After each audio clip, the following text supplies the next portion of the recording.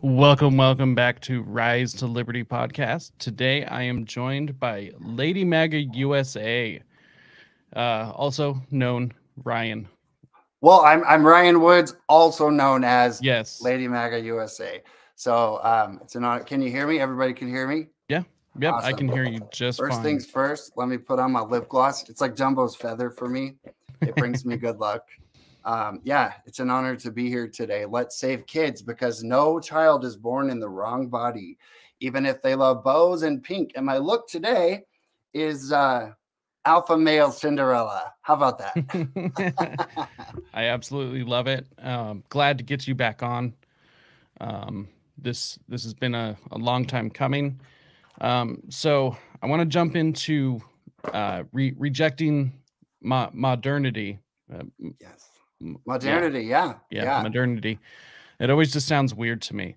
So you had made the news recently.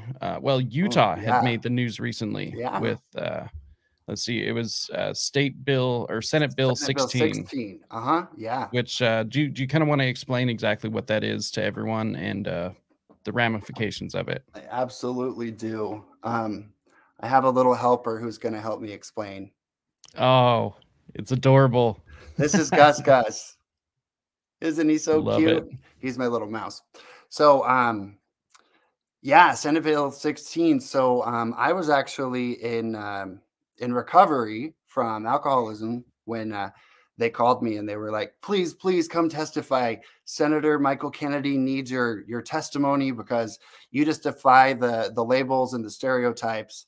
And so I said, okay, 4 hours. By the way, I am healed and taking it one day at a time. I'm 39 days sober and I'm never looking back. I've never Proud felt of you. better. Yeah.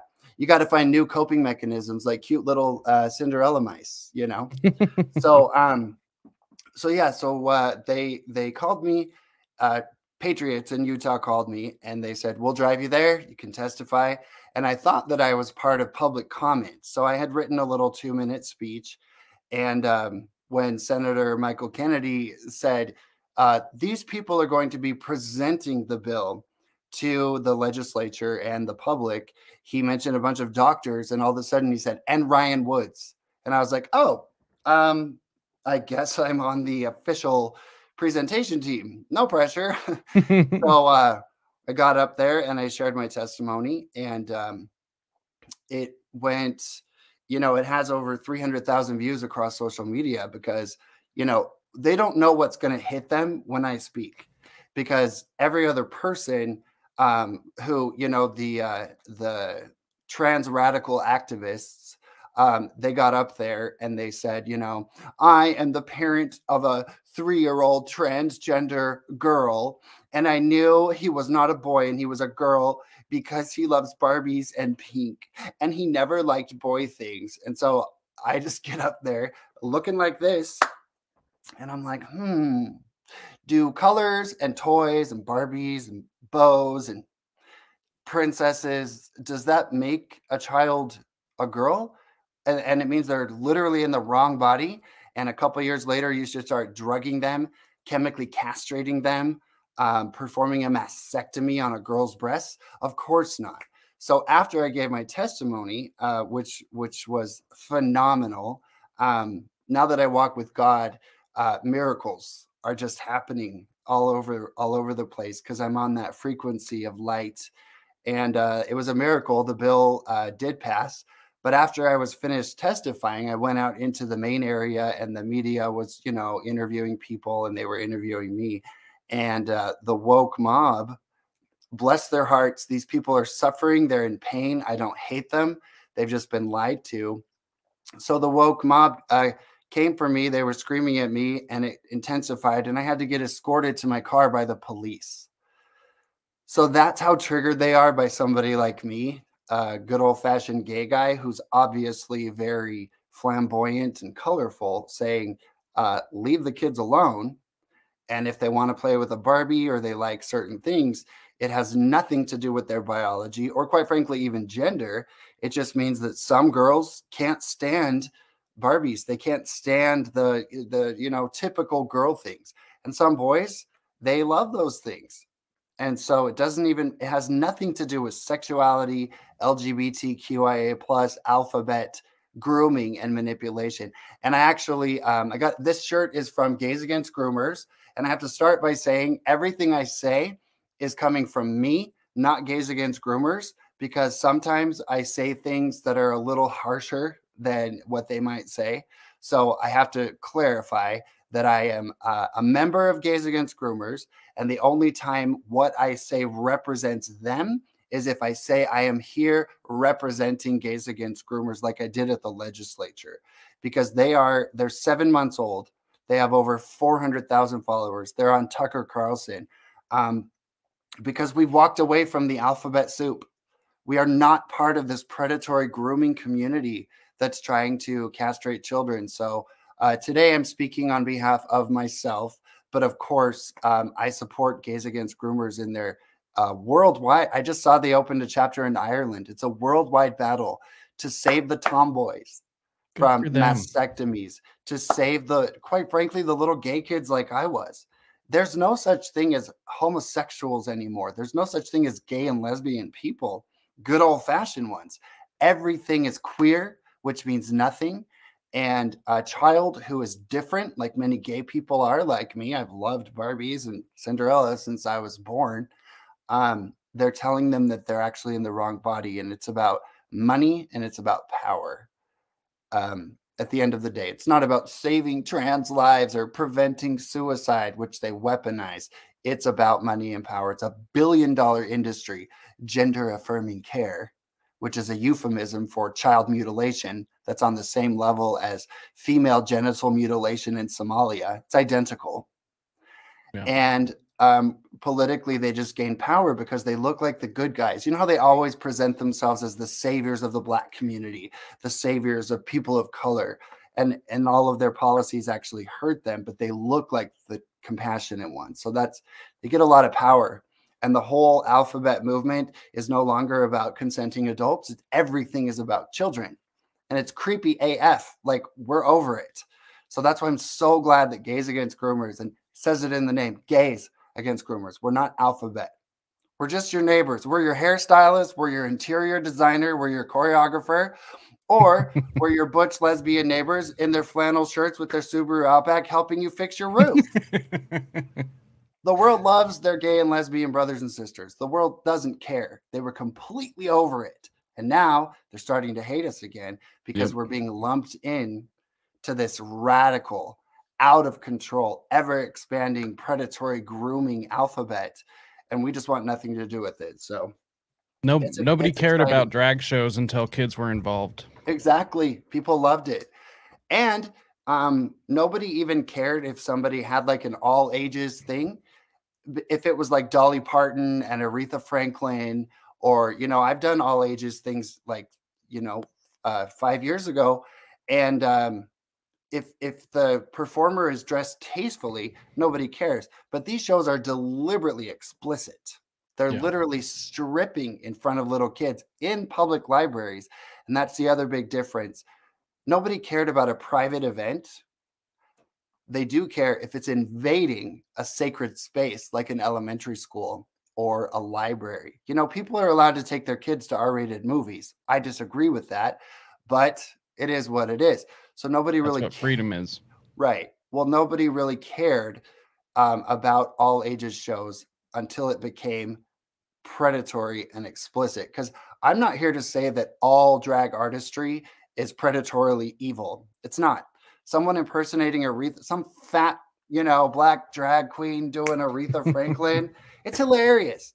And movies like Some Like It Hot or Tootsie or Mrs. Doubtfire, it's always meant to be entertainment, with the premise that this is a man wearing traditional women things to make us laugh and have a good time. But now drag, just like everything else, has been taken over with a radical agenda that involves children. And drag children are not dressing up like Cinderella. They are dressing up with a bare midriff, booty shorts. It's like there's a child drag queen named Desmond is Amazing. And he goes to like RuPaul's Drag Con in Los Angeles, where they have a kids area. I went to that in, I think it was 2016. And I was walking around and there's all these people in like sex gear, S&M, horrifying, explicit costumes, drag queens everywhere with sexual innuendo names that are just like really offensive. And then little kids everywhere in a kiddie playground. And I was just like, that's when I started just being like, nope, I think I'm exiting this. This is creepy. And so Desmond is Amazing is a very famous child drag queen, pushed by the occult. Everything he does is covering one eye. He flashes the 666 symbols. There's an interview with him with two adult men, and behind them, there's a poster. And at the bottom of the poster, there's literally the date rape drug in the painting, like the name of it. It's so bad. And so I'm just, I love to perform. I love to sparkle. I love the challenge of creating a character or impersonating Britney Spears or whatever. But I never fit into the drugs and the, sexual, anti-Trump, anti-religion. Because all my best friends, I'm a Christian. Some people say you can't be a Christian if you're gay. Whatever. We're all imperfect. We all have our stuff. That's ridiculous. Yes, you can. God loves us, and Jesus Christ is transforming my life. That's how I got sober. On January 6th, he lifted my burden of temptation to drink. So I will testify of that. But yeah, anyway, every show, like my final straws were, I was in a competition. I did Barbie. I performed to Barbie Girl. It was hilarious. And other performers performed as Hitler and Trump, and they were imitating sexual acts on the stage and just desecrating, Donald Trump, our president.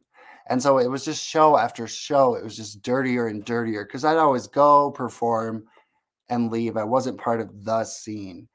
And they didn't really like me because I was uplifting and fun and quite frankly prettier than them. I didn't do my makeup like a demon from hell. The trend in drag isn't to look pretty, it's to look demonic. Their costumes. It's weird. It's so weird. And they don't cover up. They're obsessed with the tuck, which is where you squish your male anatomy into a costume, and they judge each other based on that. And I'm like, if you're going to dress up, why is the focus on your genitalia? Why wouldn't the focus be on your face and your hair and your costume and your fun? It's so gross. So anyway, I have nothing to do with, they've excommunicated me here in Utah. Their words, not mine.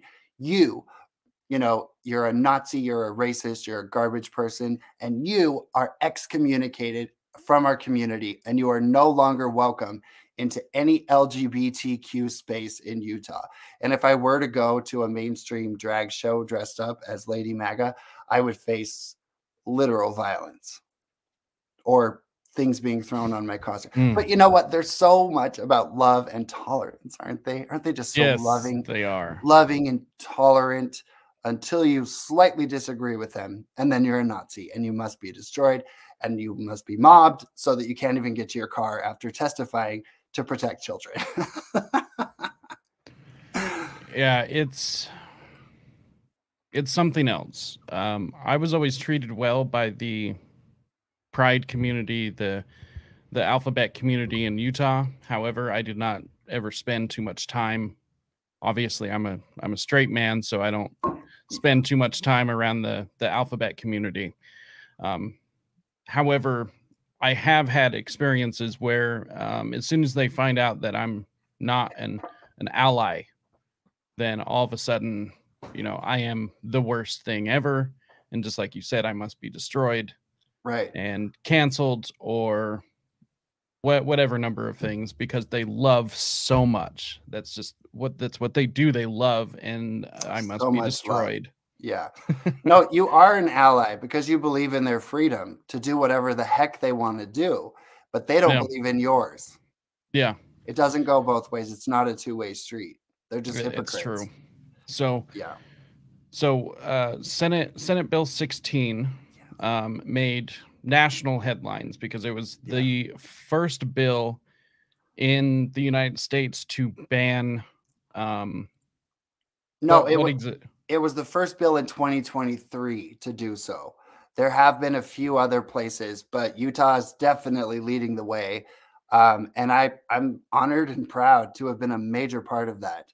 Oh, I think the story came out. Channel 2 was at my house interviewing me, and I just got out all my Barbies, and I was like, yep, I collect vintage Barbies from the 80s because I am a total nerd and I am a man. And I'm actually more alpha than 90% of even conservative men who don't do anything or say anything. You know, they don't do anything. So people are just like, what the heck? We can't argue with him because all I do is just share factual information, you know? And so it's incredible that it passed here. I'm in touch with a woman in New Hampshire, and it looks like New Hampshire is going to follow Utah's lead and protect children. So I gave her Gays Against Groomers contact and me, and I'm going to share my written testimony, which I put on Facebook with, you know, just rational things like you can't give a child alcohol. You cannot tattoo a child, but you can drug them and chemically castrate them with puberty blockers Yeah, that do you want to explain what Senate Bill 16 yeah, actually did? yeah. So Senate Bill 16, there were actually two bills.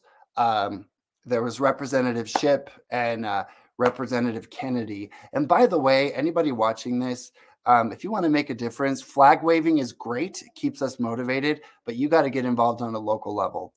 You have to be effective, not just right. And we have to get in there and be activists. I call myself an advocate. We have to get in there like they do on the left, you know, Yeah. study what they do because they're effective and then do it on the right. So Senate Bill 16 was to prevent puberty blockers, which is a drug that prevents a child's natural adolescence and puberty from happening. So a girl won't have her period, a boy's testicles and genitalia will not fully develop, the Adam's apple won't develop, and they call it a pause. And Planned Parenthood puts out adorable cartoons aimed at children, touting puberty blockers as a pause. They're not a pause. They increase cancer risks. They decrease bone density. They have obvious mental side effects because if you inject a 12-year-old girl with testosterone, she's going to lose her mind. And so this is a lie that's being pushed. And if you watch, let's say, a Lunesta commercial for sleep aids, they have to list the side effects really fast at the end of the commercial. Or in a magazine, they have their pretty advertisement, and then the next page is side effects. They do not do that with puberty blockers. And people, God bless them, the road to hell and misery is paved in good intentions. These parents don't understand what they're doing. Most of them are Munchausen mothers anyway, just trying to get attention. And so the bill prevented puberty blockers, chemical castration, penectomies, which I believe that's the word, where they alter a boy's anatomy to become female, permanently reducing their ability to experience intimate sensations for the rest of their lives.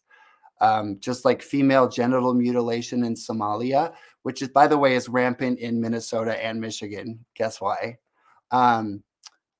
That procedure is meant to eliminate a girl's ability to have an intimate sensation in her body for the rest of her life. And they sew them up, and when they do that to a boy and create, it's almost identical. It's genital mutilation is what it is. So the bill prevented that.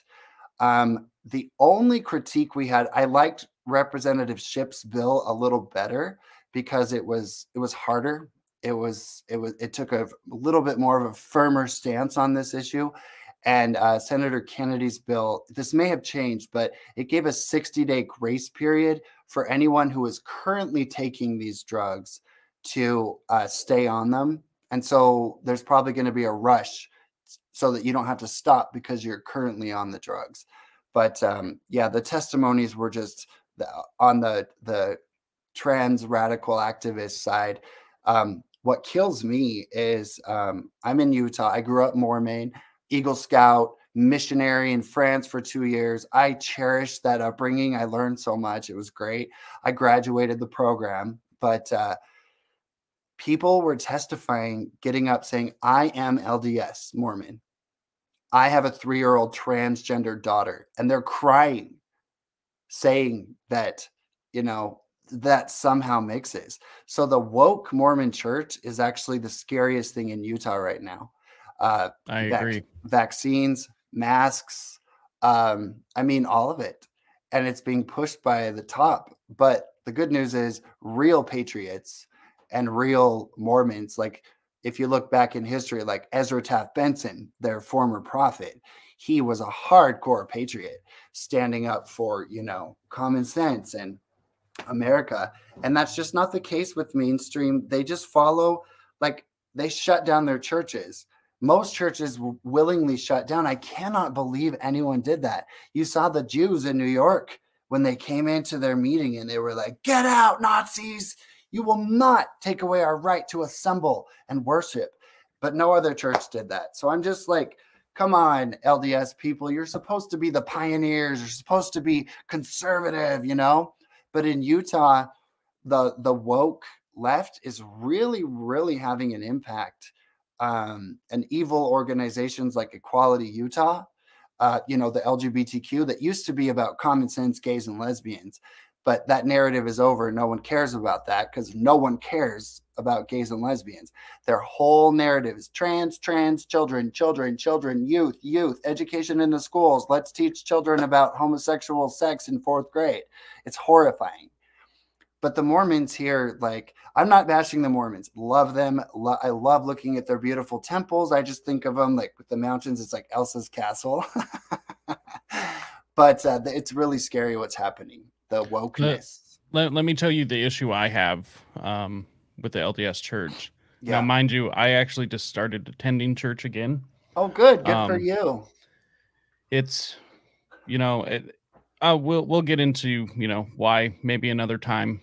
But the issue I have with the church itself and the members, and this is part of the reason why I stopped going in the first place, but it was always no member criticizes the leadership.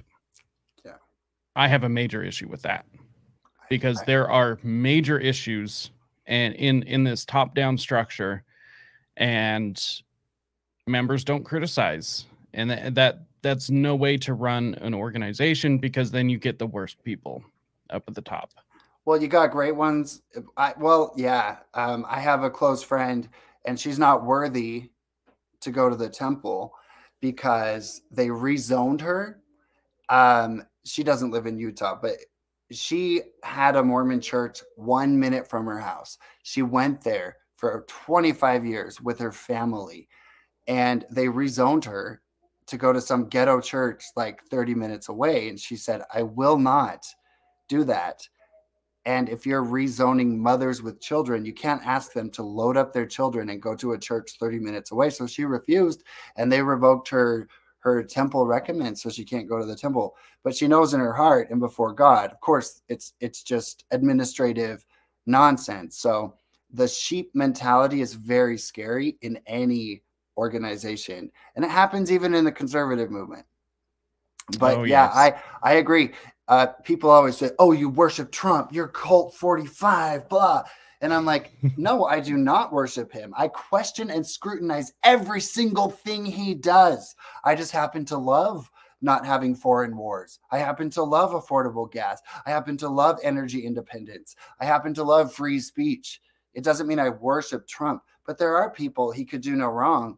And so, yeah, anytime you stop critiquing any leader, it's a very dangerous situation. So I would agree with that. That's also one of the reasons I graduated. I don't call myself an ex-Mormon. I just say I graduated a beautiful program, learned a lot. And the Patriot Mormons that I work with, they're the real deal.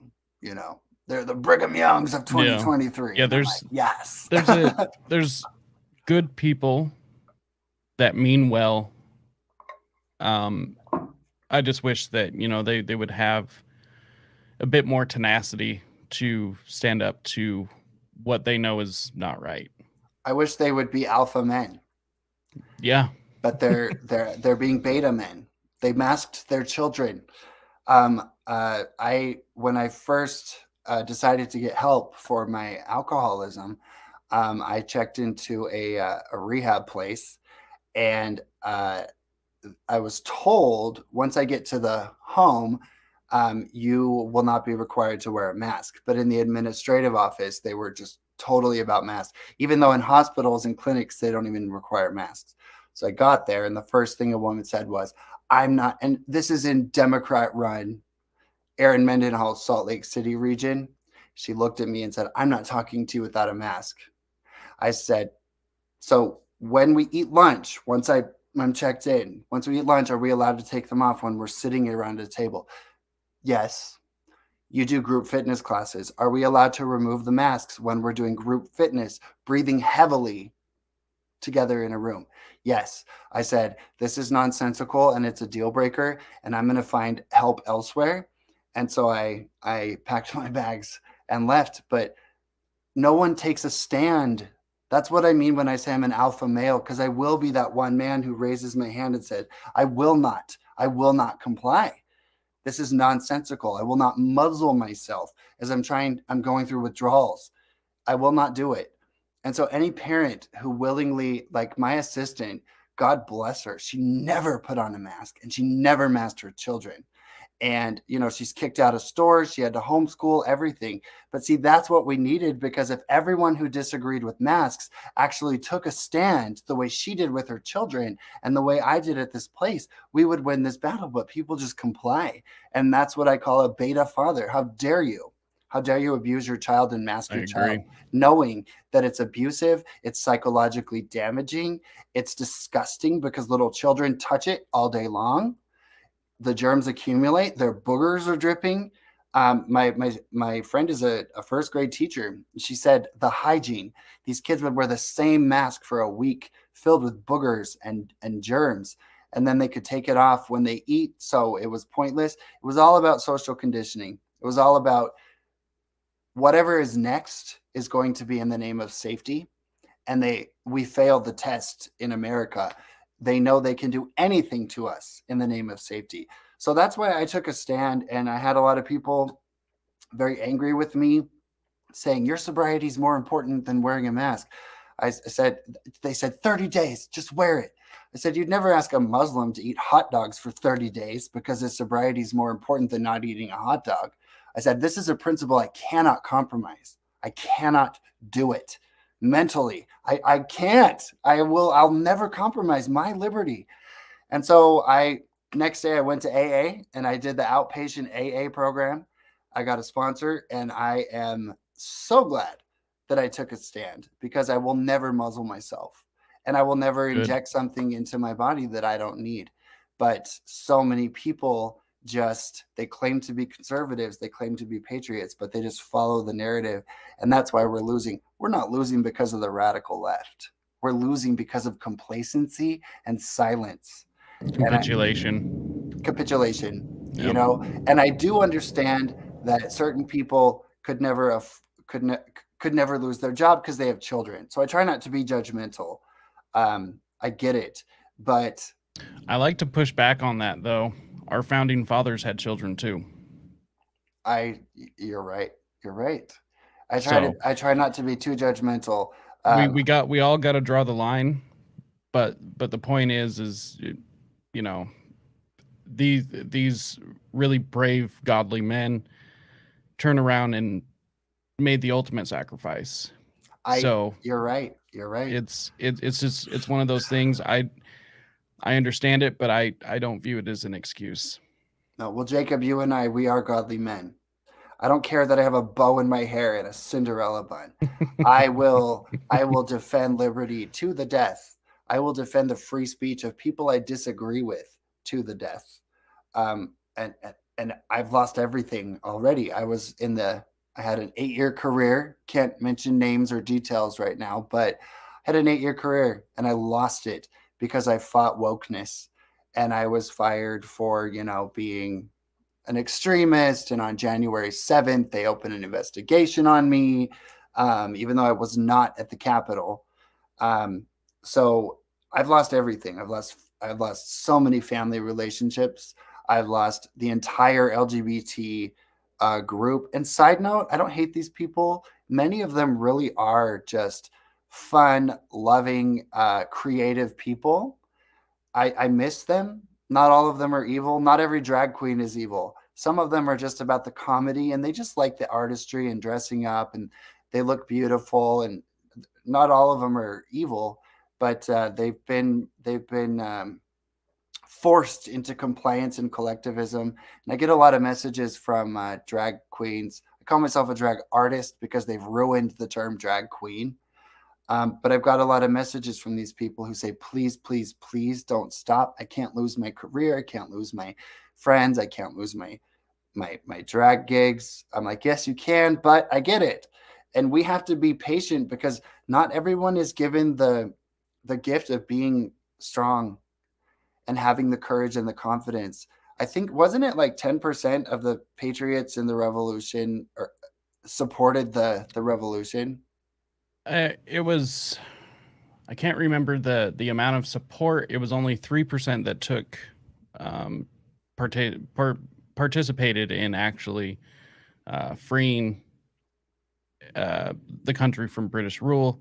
However, support for the Patriots was somewhere like 6 to 8%.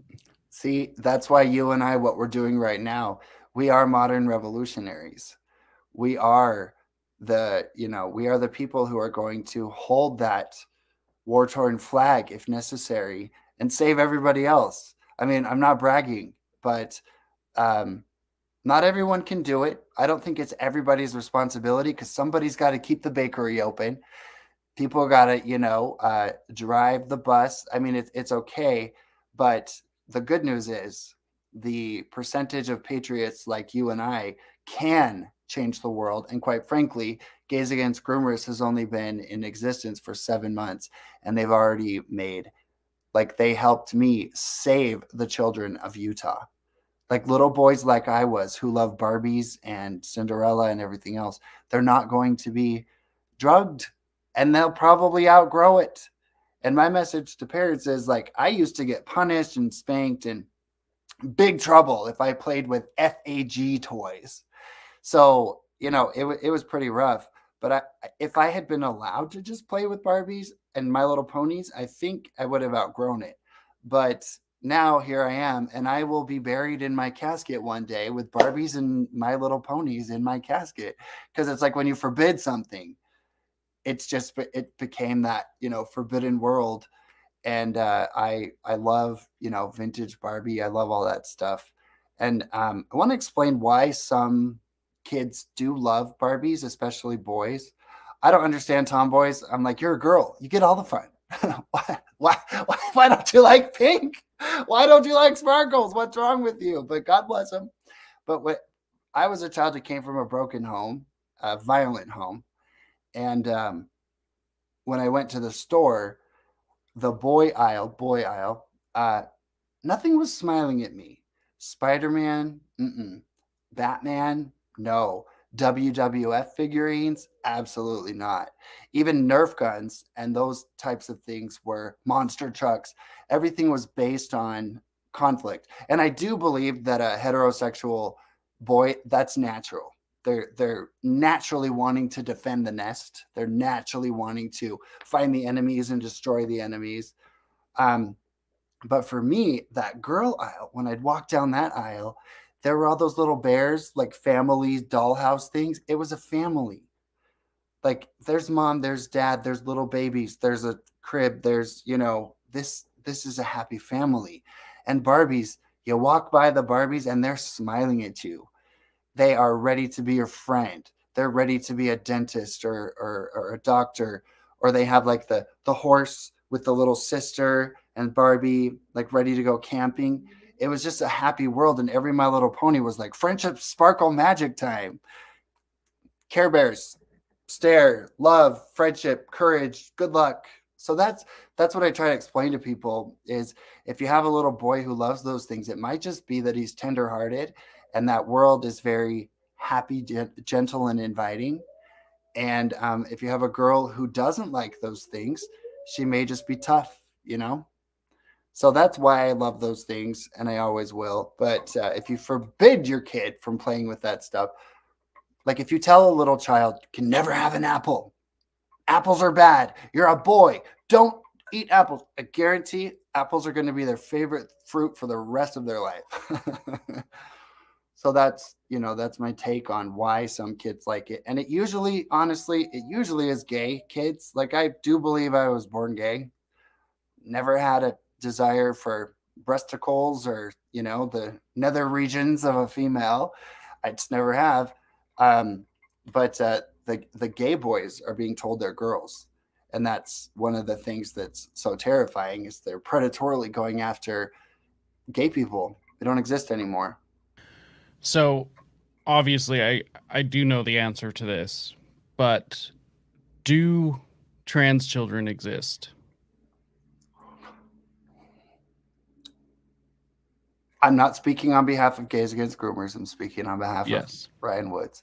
Absolutely, categorically, demonstrably, no.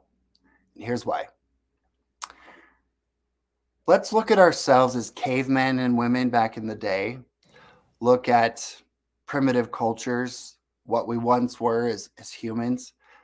No child would ever look down at their biological foot or their legs or their genitalia and say, I am in the wrong body. I want to cut this off. I hate this. I am in the wrong body. Now, they may have wanted to cook with the women and chit chat with grandma around the fire instead of just killing the animals. But the idea that they're in the wrong body it's farcical. And it's just simply a result of social media and parental and societal grooming. This is grooming. That's why we are Gays Against Groomers, because they're grooming children into believing this. They'll actually go as far as to say, my little boy was in the bath and he looked down and said, "What's that, mommy?" Oh, it's so creepy to even repeat what they say, but that's literally what they say. It is impossible for no child is born in the wrong body. And the only way this idea would come into their head is through societal, parental, and cultural grooming. It's horrifying. So absolutely not.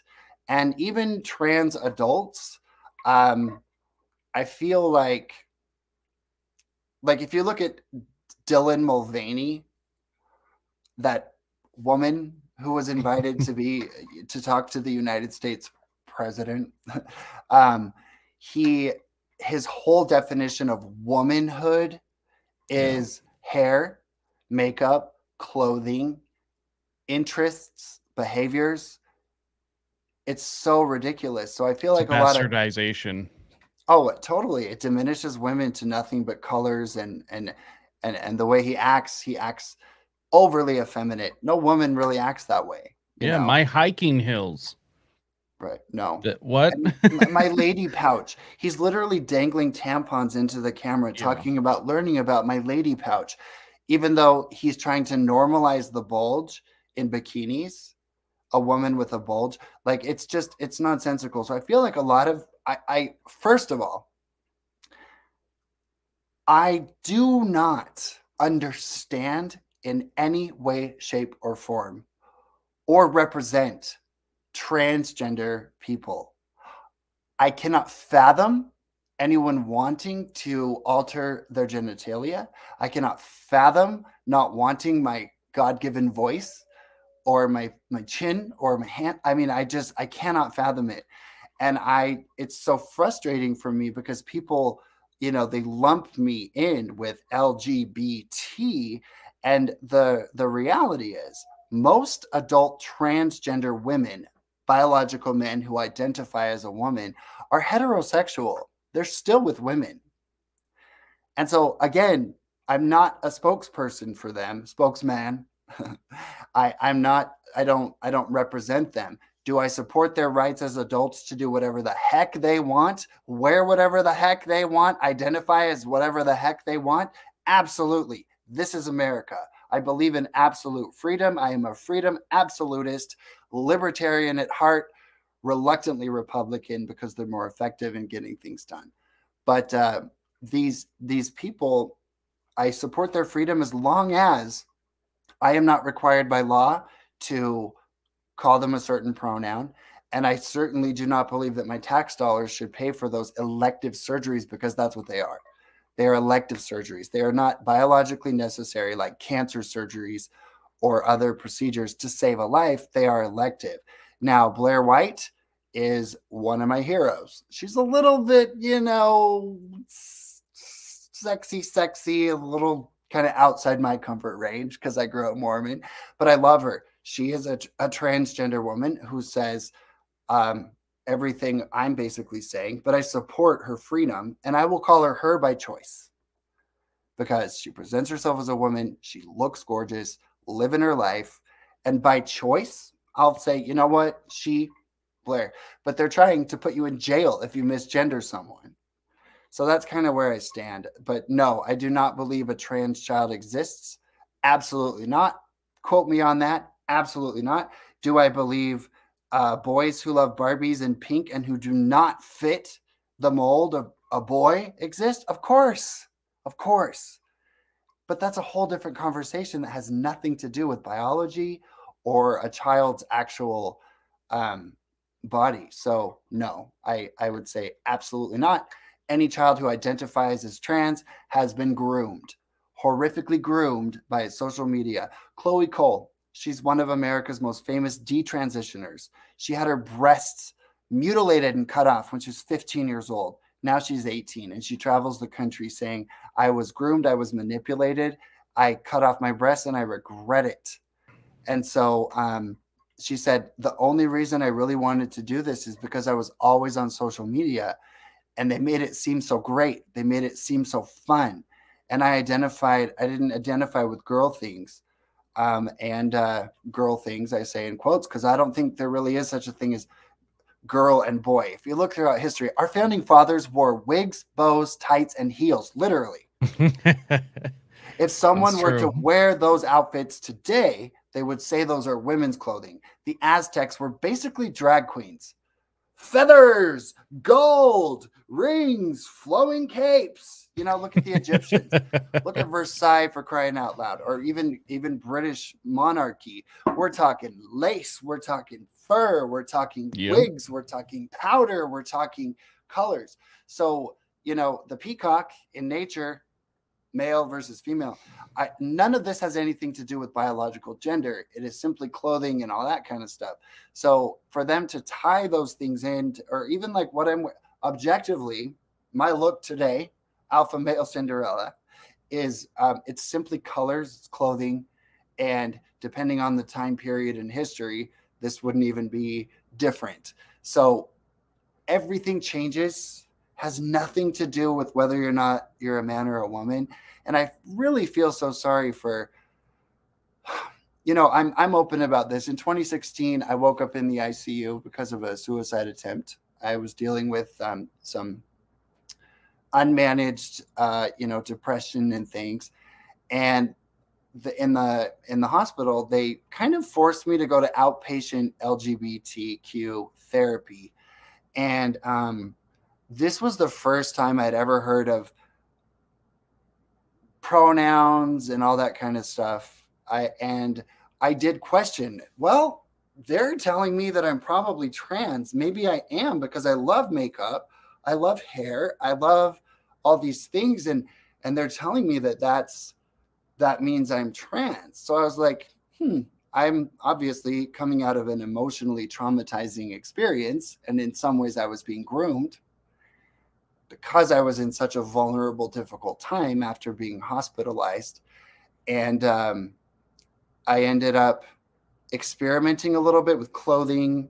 And then I went to a drag show, and I saw this Beyonce impersonator with the fan in the hair and the sparkles and the spotlight. And I was like, that's what I want to do.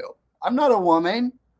I just want to get back into the performing arts. I just want to have fun and do whatever the heck I want. I'm not in the wrong body. I don't want to be a woman. I love my southern region. Like, let's leave that the way it is. But I want to have fun. I've always loved fashion and colors. I mean, I've been performing and dancing, tap dancing, hip hop, jazz since I was a tiny kid, and it was a way for me to get back into something really, really exciting and challenging. And that's what I realized. So I feel like a lot of adult trans people, again, I don't understand them, and I don't even know if this is correct, but from my corner of the castle, I feel like they feel pressure to be the opposite gender simply because they like things that they could still enjoy as a man. Like, I just keep going back to it. Bows in your hair. I love bows. I think they're beautiful. And if I was in Versailles, I'd have a giant bow and a wig. I mean, come on, you know? So I just feel like they should be allowed to express themselves without being labeled a woman, without being labeled the opposite gender. And the most horrifying thing about the trend is transgender girls. The epidemic is mostly of girls. And this is heartbreaking to talk about. But if you objectively think of why a 12 or 13-year-old girl would hate their breasts enough to wear body morphing, damaging, uncomfortable binders that you can buy at Target to squish their body so that nobody can see their breasts, or they want to cut them off. Why would they do that? And the answer is because in a lot of cases, they have been sexually abused, and they view their femininity, their breasts, their attractiveness as a potential target for more abuse. So the more butch, the more masculine, the more tough, the more male they can appear, the less they're going to be attractive to more potential abuse. And that is a reality. These kids need therapy to talk about that, but they don't even talk about that. They say, how do you identify? You're a boy. Well, we're going to get you gender-affirming care. No, ask her why she hates her breasts. Ask her why she wants to appear aggressively masculine. It's because she's been abused in so many cases. I'm not saying that's every case, but that is a rational and factual explanation as to why a young girl would want to do that. Now, the boys who want to become girls, I don't know how abuse would play a role in that. It's more of a mystery to me. And most of the boys transitioning from a boy to, allegedly from a boy to a girl, I think is much easier. It's easier to hide, their bodies and wear a skirt or makeup or something. I think it's more fun. I think it's more social. I think it's just attention grabbing for boys. But for girls who want to mutilate their own bodies, I truly believe that they have been excessively hurt. Hey, can I take a 1-minute break and come right back? By all means. Okay. Tell your followers how to support you while I'm gone. Yes, of course. Make sure to check Ryan out on his website, ladymagausa.com. Make sure to go to risetoliberty.com/links. These are important conversations, in my opinion. They're tough conversations, but it seems we can't even get to the truth of the matter because these conversations end up getting shut out. They end up getting shut down. If you question any of this, then you're hateful, you're bigoted, you're just a terrible person. And I completely disagree with censorship on every level. I'm a free speech absolutist. So these conversations, regardless of how difficult they are, they need to be had. You have to face difficult situations and difficult topics head on to be able to find out the truth. The only solution to a bad idea is a good idea. And without the conversations taking place, we wouldn't be able to face these bad ideas with good ideas. All right. And Ryan is back. Ryan's back. All right. I'm like So- obsessed with the year 1999. It was just, could we please just go back? So I do have a video I wanted to pull up. Yeah. Let's see here. Do you remember pop-up video? Oh, yes, I do. It was the best. That is funny. I haven't thought about that in years. I know, I'm stuck in the 90s forever. I want to go back to being a kid, just like that world. It was so great. Well, I don't want to be a kid again, but I want the culture and the environment of the 90s to be now. I don't like 2023 I agree. very much. Yeah, I feel out of place in 2023. Me too. It just, I can't I don't relate know. to what's It's not my happening. time. It's not my time. Yes, it is, Jacob. Yes, it is. We were called by God to be patriots and warriors right now and advocates. I agree with So that. here we go. If you think Manny Jenner. So yeah, this was a video. This was a live from TikTok. I'm just gonna say this right now. Anybody who sees this, I did not blur out the names of the people involved. Do not harass them. Do not go after them for any reason. I completely disavow and do not condone that in any way, shape, or form. This isn't about this. It has nothing to do with that. The reason why I'm showing this is because this is from the opposition's perspective.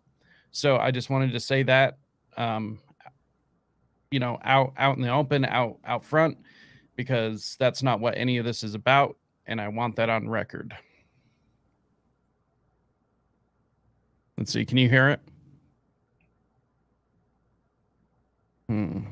Let's see.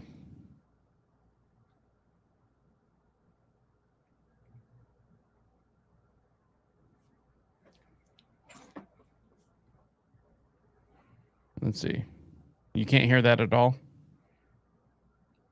I can't. Can you hear me? I can hear you. Okay. Yeah, I can't hear it. Let's see. Let's try this a different way.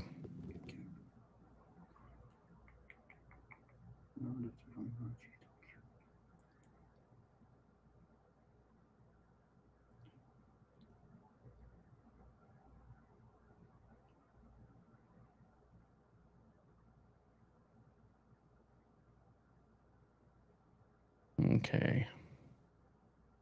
Maturity is a good quality, right? Could you It's agree? a qualia. Is it a good quality? It's a You said qualia. qualia? Yes, it's a qualia. So it's something internal that they have to work on and manage and grow. Is it a good thing to have? Yes, it's a great thing to have. So look, And guess what? Adults are capable of doing it. Kids are not. exactly. That's my point. So this is why I'm saying. But determining how they feel about it's more themselves is not a capacity of maturity. That's just No, but simply look, but look, but developmental. look.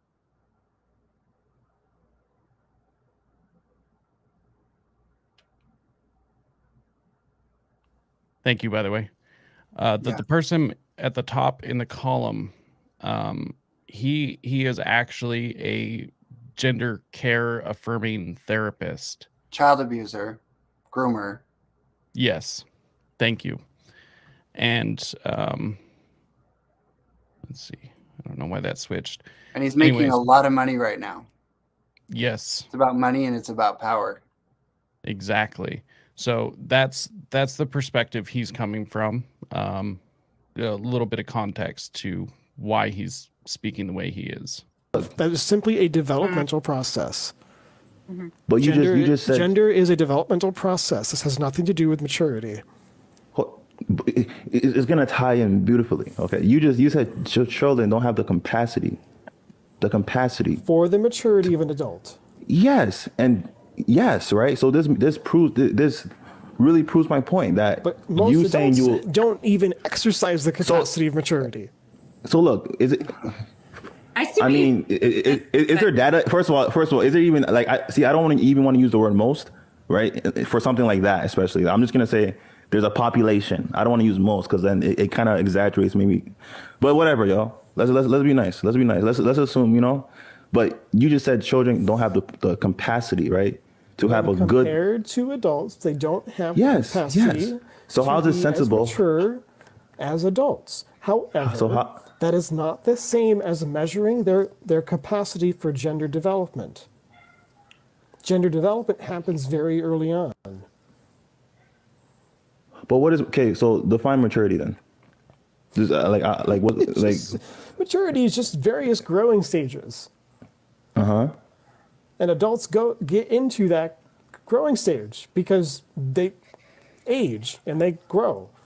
It's So I didn't want to watch the whole video because, God, it's like 20 minutes long. I recorded, but it is something I wanted to touch on just real quick. How some of these people believe, like gender is formed early on.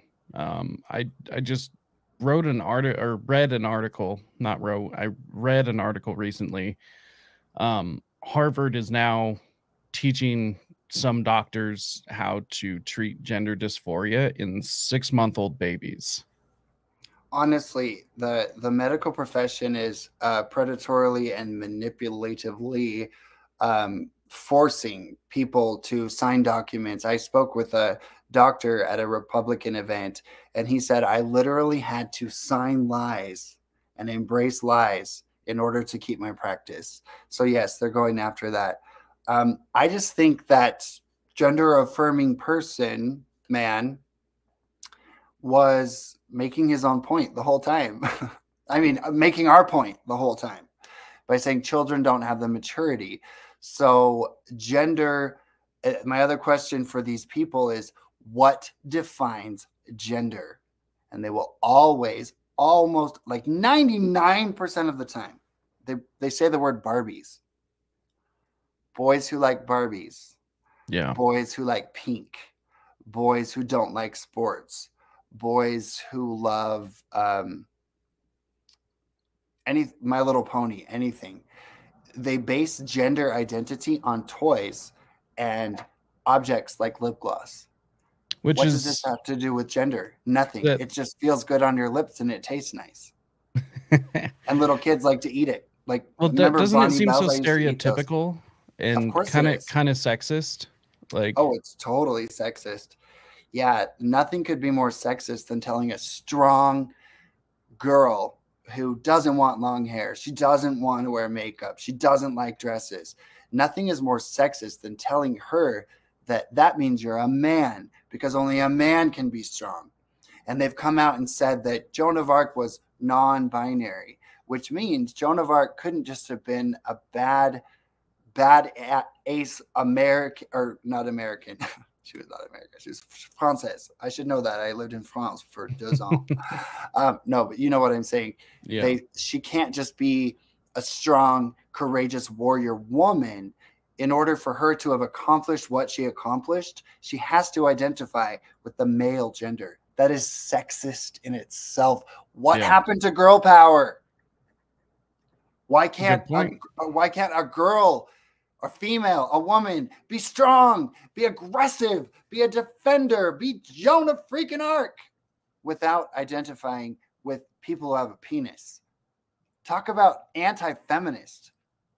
And they're the ones who say the binary does not exist, but they're constantly reinforcing gender stereotypes. You know, all men have short hair, all men play sports, these are all for men. And all women love pink. All women, it's so farcical, and it's so detrimental, and it's so anti-freedom, because they're the ones putting people in boxes, in the alphabet boxes. And you and I are clearly very liberated people who live as we choose. We both got a beard, but I'm no less of a man than you because I love pink and lip gloss. It's so not at all. Right. It's so stupid for them to say that all these things define, like they cannot define what a woman is. Well, how close-minded, Mm-hmm. you know, like things have to be a certain way. You play with a Barbie, so you're a girl, like that. That seems like what you were trying to fight against. Well, at least that's what you were saying. Well, even in the term non-binary, they're reinforcing a binary. Yeah, you're either non-binary or you are binary, thus creating the binary. That's exactly right. So I have to go on record. My new mission, since I'm walking with God and I'm sober, is to add light to the darkness, not just point out the darkness. So I want to add a little compassion for these people. Of course. I don't believe that every parent who thinks they have a transgender child, aside from the Munchausen mothers who deliberately do this for attention, like Desmond is Amazing's mother exploits him and makes hundreds of thousands of dollars off of him. But otherwise, these are people who are living in darkness. They are brainwashed by social media, by the Democrats, and you can pity them because our own president, the so-called president of the United States, is touting this stuff. So very powerful, influential people who in their eyes are reputable, you know, from people like Oprah to the Bidens, whatever. So they're being lied to and they're manipulated. So my prayer is just that our work and the work of Gays Against Groomers can be an act of love and compassion to save lives and to advocate for these families and children who are being force-fed lies. Just like the Latino community, they love Jesus. They honor their elderly. They have big families. They support traditional marriage and the traditional family, but they're being lied to and manipulated by the left. So it's the same thing with these people who have a little boy and then a reputable counselor like this bozo on that video is going to say, well, I think your son is trans. He's expressing himself. And obviously we need to get him on puberty blockers because I get a kickback from the pharmaceutical industry. It's that evil. And that's grooming. That is grooming, grooming, grooming. And if you have a little boy or even a teenage boy, look, I don't know why he'd want to wear a dress to school, whatever. That's harmless. Who cares? They can be rebellious, you know, whatever they want to do. Just leave their bodies alone because they'll outgrow it. And I believe it's over 90% of people who identify as trans end up outgrowing it and they change their mind. But social media and the left blocks the testimonials of detransitioners as hate speech and misinformation, like Chloe Cole. And I met her, love her. I gave her a makeup compact and a little letter. And I just said, you're so courageous. Because I don't think this 18-year-old girl wants to be spending her life being attacked and insulted and screamed at everywhere she goes. But she's trying to save lives. And I just thank God in heaven that no one ever convinced me to do that as a kid. And I guarantee if I had been born to woke parents today, look at me, I would have been groomed into believing that I was in the wrong body. And that's just, you know, I have a hard time believing that we even have to have this conversation or that a bill like Senate Bill 16 has to even exist. It honestly just breaks my heart. These kids, they're just like I was. They're just kids who like dolls and pink. They're not in the wrong body. And they're being lied to. And they're going to face consequences, unimaginable consequences, you know, mutilating their bodies. And then later, they're going to suffer. And I can't even imagine if this had happened to me. And that's why I speak out. Because, you know, I'm a drag artist. I love dress up. I love all of these things, but they're taking kids like I was. And I know what it's like to be different. I know. I was so bullied in school that I had to get a variance to another school. Eggs smashed on my head, called, you know, fag and all these things. So I do understand what it's like to be different, but the solution is not to mutilate someone's body. The solution is to help them develop confidence that has nothing to do with sexuality or identity. Who are you? Are you courageous? Are you creative? Are you talented? Are you hardworking? Are you a good student? Are you a good brother? Are you a dancer? Are you an athlete? You know, there's so many ways of building up a person's confidence without sexuality indoctrination or surgery. So That's my message to all these parents and the people abusing these kids. I don't hate you. I think what you're doing is beyond horrifying abuse. I will also openly say that I believe any genital surgery on a minor is worse than what happened to Elizabeth Smart. And I'll tell you why. Or J.C. Dugard. I'll tell you why. Because both of those women were able to heal and move on from their temporary horrifying abuse. Elizabeth Smart went through the just horrifying abuse. But today, she gives speeches saying, I will never give those people another minute of my mental energy. She's married, she has children, she has a beautiful life, and she's a powerful, God-loving woman now. People who have their breasts cut off or their genitalia mutilated or their adolescence stunted and their cancer risks increased, that abuse is lifelong. They can never go back. They can never get their body back to what it was. It is worse than what they did to Elizabeth Smart. But they're doing it in the name of love, gender-affirming care. And so I want to tell those parents what you are doing. If you are allowing a minor to have a surgery on their nether regions, or you're cutting off a girl's breasts, or you're pumping a child full of those drugs, what you are doing is worse than what those kidnappers did to Elizabeth Smart. And you know what I'm talking about. We know what they did to her. So it's that serious. That being said, I can forgive you on a certain level because you have been lied to and you have been manipulated. But if you have made it to this point of this interview, you know the truth.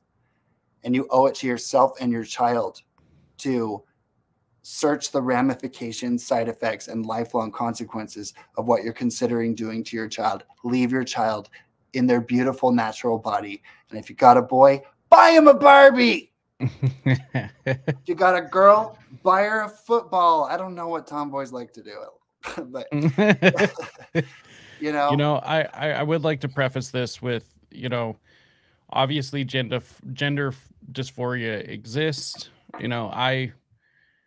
I pull into question our modern understanding or the modern usage of gender and what that means. That's a different discussion. However, gender dysphoria does exist, and I can't even imagine what that would be like.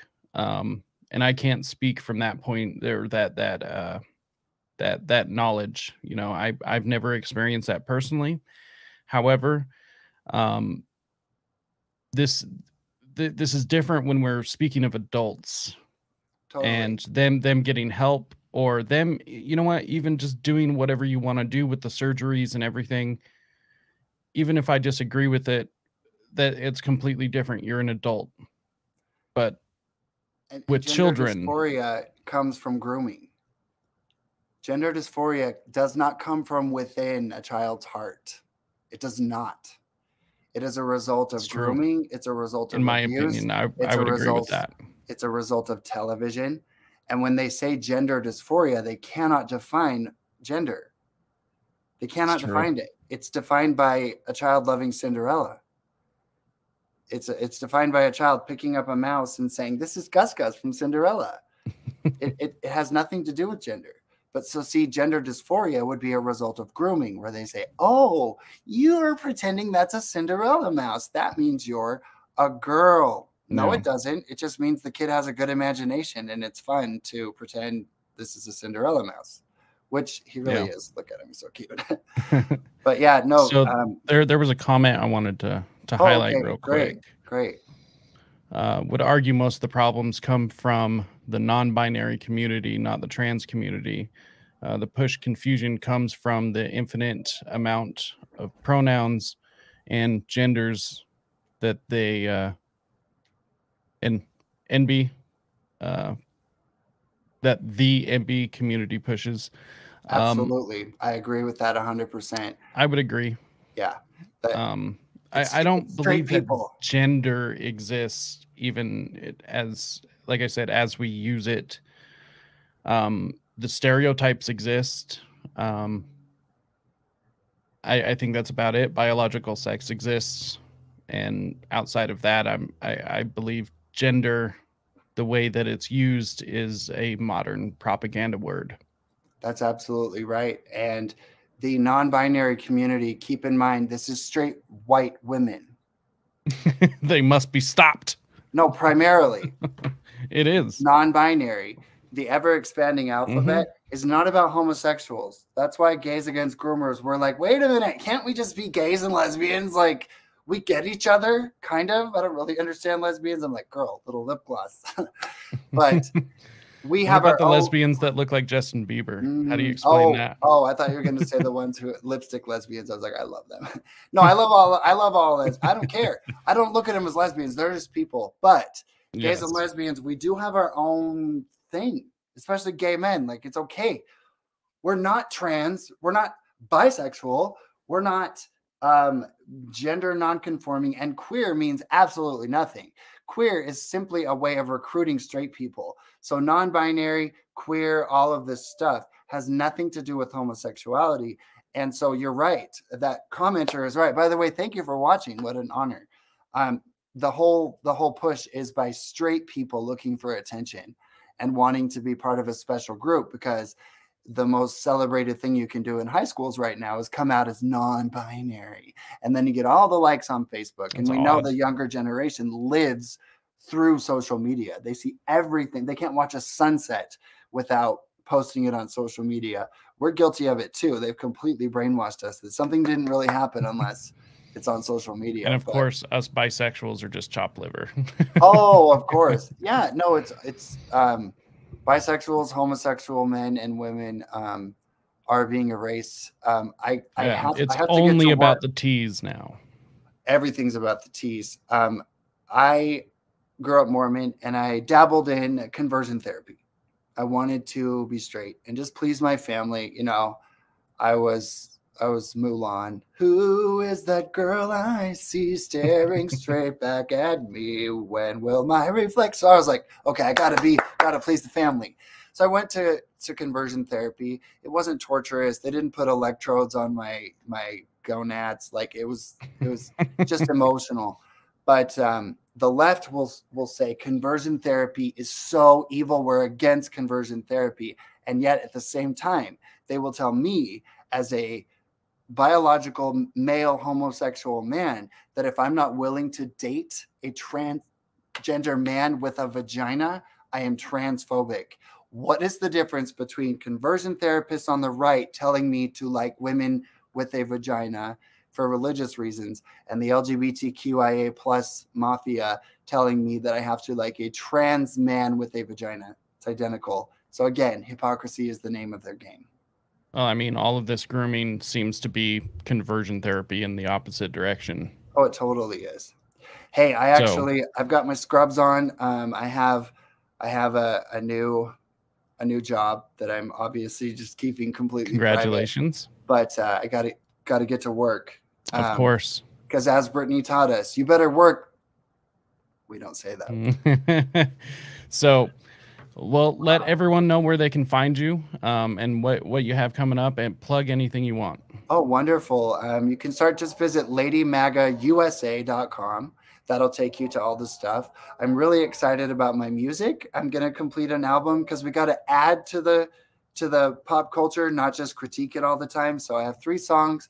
You can find those if you just Google Lady MAGA USA on Spotify or Amazon Music. You can find my songs. I've got one, Happy Today, Baby Take a Stand, and Blood Thinners, about family betrayal. It's a good one. It's juicy and it's very therapeutic for those of us who've lost close family relationships for standing up for the truth. Twitter, Lady MAGA USA. YouTube, Lady MAGA USA. I'm most active on Facebook. Got 45,000 wonderful friends on there. So it's Lady MAGA USA.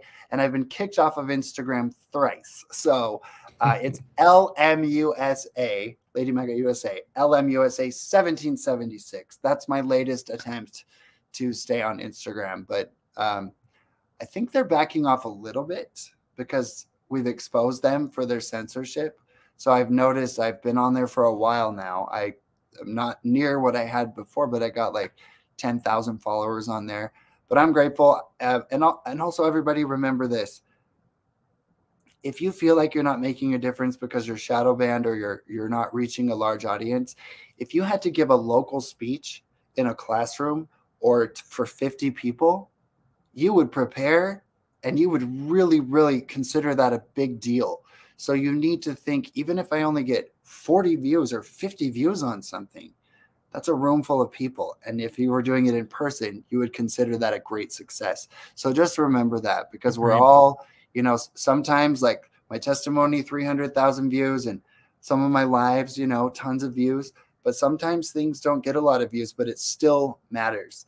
And God will put the people who need to hear what you're saying on your path, even if it's 1 or 2 people, because it's a ripple effect. And who knows who's going to watch this? I know people who disagree with me do watch my interviews and pick them apart, but maybe we reach their heart today. Maybe they'll question the validity of protecting children. But Jacob, it was such an honor to be on your program. Thank you for your hard work. I know how exhausting it is. I know how quickly time passes, and all of a sudden you got a new episode that you're working on. Yep. I know editing and technical issues, and then balancing your personal life with all of this comes at a great cost. It is a lot. So thank you for having me on here. Thank you for doing your show. And then once this is posted, I'll be sure to share it. Yeah. It should, that link that I sent you, it should just be there. Okay. So after work tonight, I will pull that up. Well, perfect. Thank you so much, Ryan, for coming on. Definitely want to get you back on again, and enjoy your new job. Everyone that watched it at this, made it to this point in the interview, thank you so much. Make sure to hit that like, share, subscribe button. That helps us grow. We are artificially kept down by our big tech overlords. They don't like these conversations getting out. Of course. So if you found this valuable, please share it, like it, subscribe. Make sure to visit risetoliberty.com/links. That's where you can find everything. All of, you know, my amazing guest links and my links are down in the episode description. And until next time, stay free, my friends. Gus says goodbye.